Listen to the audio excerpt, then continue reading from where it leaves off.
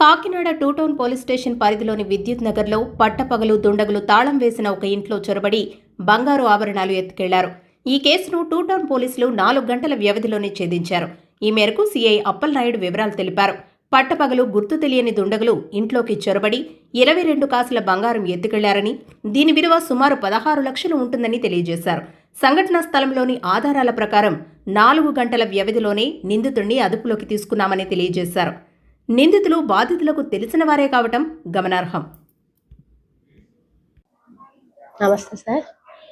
కాకినాడ మాది state bank colony Varanasi Nagendramani అండి. మేము స్టేట్ బ్యాంక్ కాలనీలో నివసిస్తున్నాము. ఆఫీస్ నుంచి ఇంటికి వచ్చేటప్పటికి దొంగతనం జరిగింది. మాది 22 గ్రాముల బంగారం వరకు, 22 కాసుల బంగారం వరకు కూడా నాది దొంగతనం జరిగిందండి. వెంటనే మేము